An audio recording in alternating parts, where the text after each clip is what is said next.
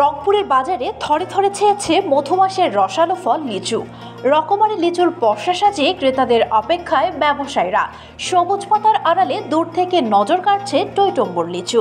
বাজারে প্রবেশ করে লিচুর ফ্যাকাশে রং ও আকার বলে দিচ্ছে অপরিপক্কতায় বাড়তি দামের আশায় বাজার দখল করেছে এই সুস্বাদু ফলটি।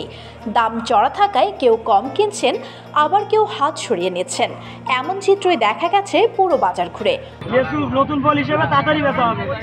100 টাকা 200 কিনবে মানুষ, এদিকে 80 50 টাকা 100 টাকা মানুষের কাছে টাকা পয়সা নাই, কিনতে পাইতেছি দাম বেশি, আগের তুলনায় একটু দাম বেশি। যে দামটা নেক্সট আল্লাহর রহমত আরো 2-4-5 দিন পর আরো অর্ধেক কমে যাবে, কারণ লিচুর ফলন এবার খুবই ভালো আল্লাহর রহমত।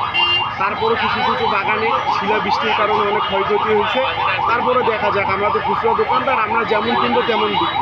বাজারে সারি সারি সাজানো হয়েছে বেদেনা, মাদ্রাজি ও দেশি জাতের লিচু। এই তিন জাতের লিচু রাজ্যে এখনো স্থান পায়নি চায়না লিচু।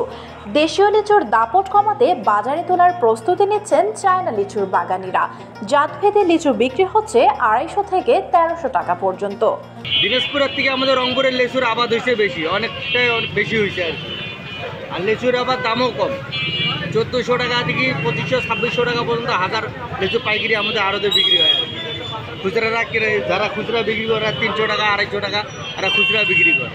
দাম বেশি হলেও নতুন ফলের স্বাদ পেতে বাজারে এসেছেন ক্রেতারা। দরদাম করে পরিবারের সদস্যদের মুখে এই ফল তুলে দিতে কিনছেন তারা।